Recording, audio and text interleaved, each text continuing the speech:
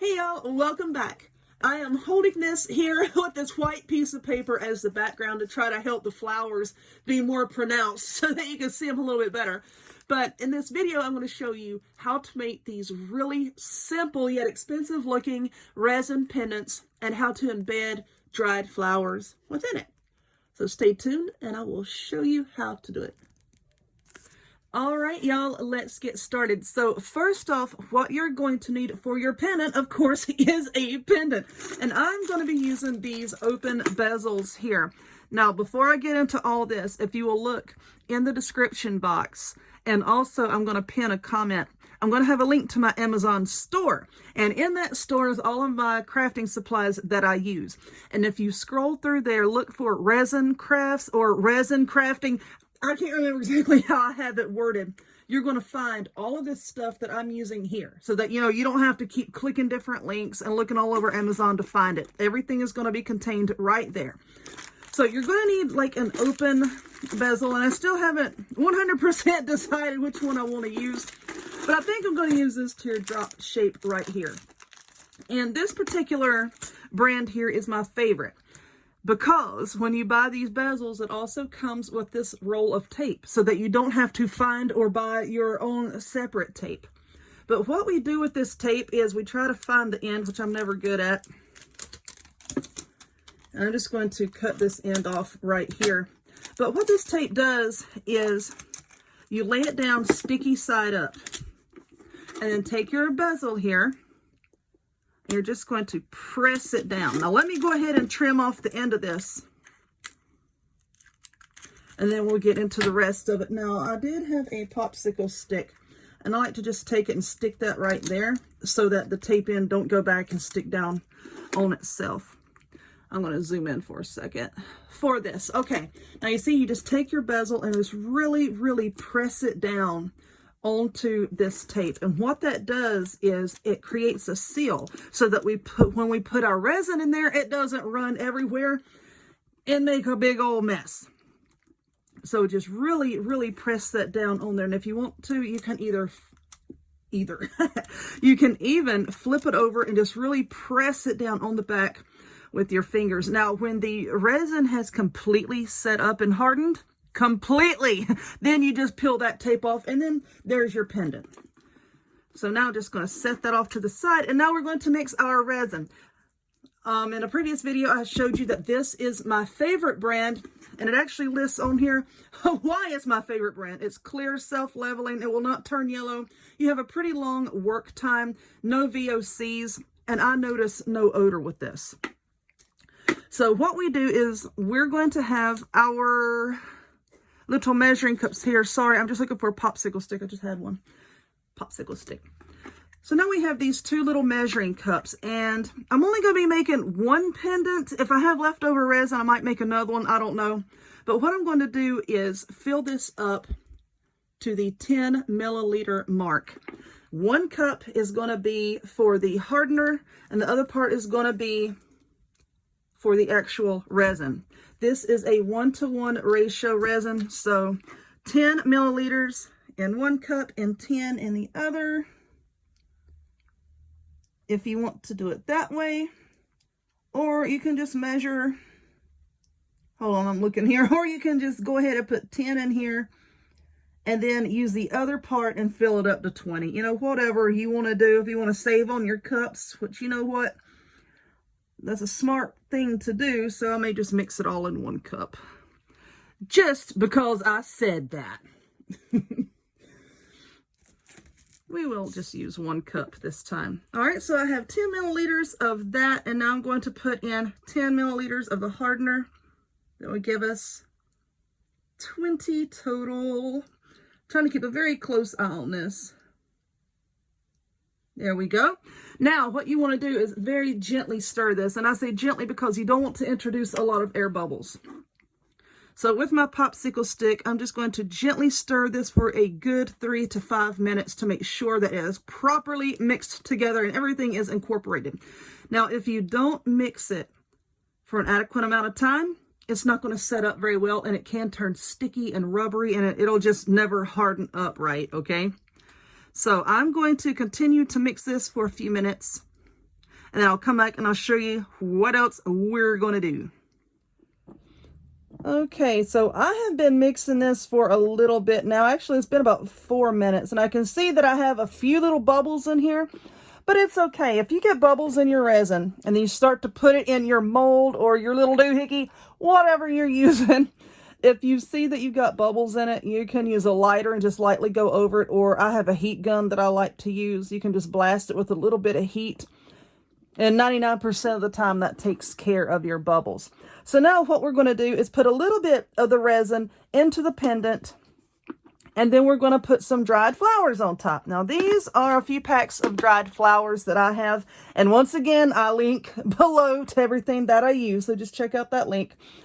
But all of these little dried flowers here, and I love these little compartments, it just keeps everything separated. So now what you want to keep in mind is this part that's facing up, that is going to be the front of your pendant, the part that you're actually going to be looking at when you're wearing it, okay? So keep that in mind when you're placing all of your flowers. So right here, we have some little leaves. And you always want your flowers to be dried out completely when you put them in resin, because if you use anything that still has moisture in it, it's not going to wind up well. So let's see, you can just kind of sort of, before you even put your resin in there, just kind of sort of hold it and see what might look good. So I think that little leaf will look good there. And then I can put some flowers over here to the side, or like another little leaf right there. So I think that's going to work out pretty well with this one. All right. So I'm going to get this popsicle stick out of here. I know somebody out there's going to say, why aren't you wearing gloves? I've mentioned this in many videos because I hate wearing gloves.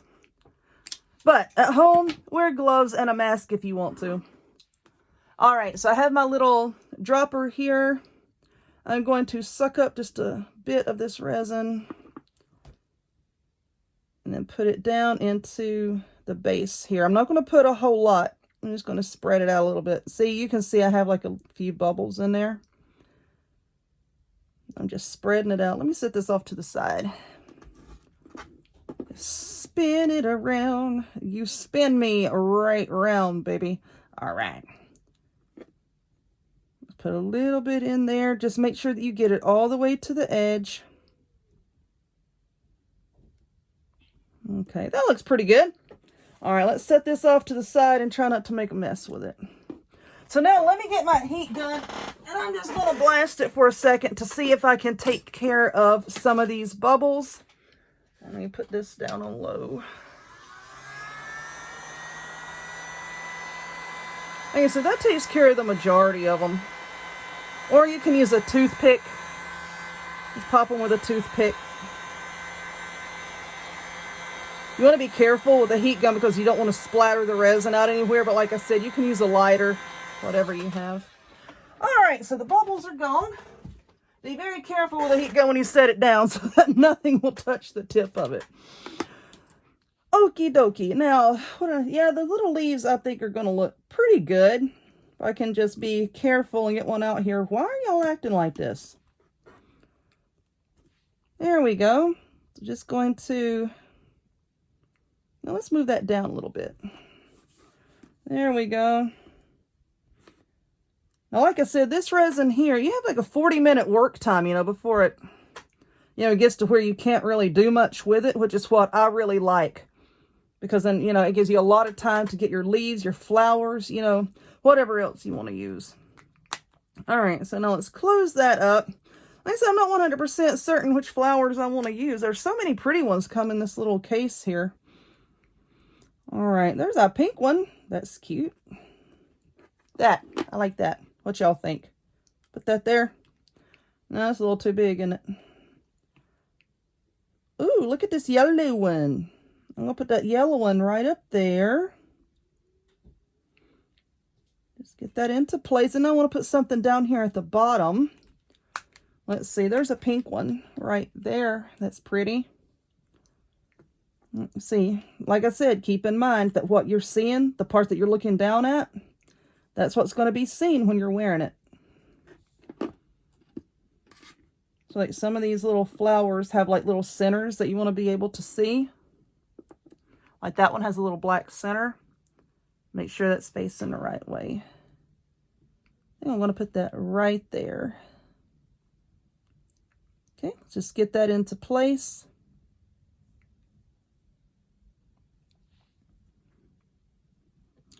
Okay. That's looking okay. What y'all think? All right. Make sure that's closed, because if you knock that sucker down, you're going to get those little dried flowers everywhere. All right. Yeah, I mixed a lot of resin. So now what I'm going to do is I'm going to put just a little bit on top here. Just keep everything still pressed down into place. They'll try to shift on you a little bit the more resin that you add. Just keep an eye on it. Take a toothpick or whatever. Move everything back into place. Okay, now as resin sets up, it's going to kind of cave in a little bit like this, okay? I'll try to cave in a little bit. So you want to keep an eye on this. And as it sets up, give it a few minutes. I'm going to give this a good 10 to 15 minutes to let it set up just a little bit. And then you want to add a little bit more resin to try to dome it up a little bit, okay? So just a few minutes. I might want to hit this with the heat gun again, because I see just a couple little bubbles here and there, just to clear those up. And then, like I said, I'll add just a little bit more resin so that when it hardens, it's not going to sink in on me. And then we're just going to set this off to the side and let it set up.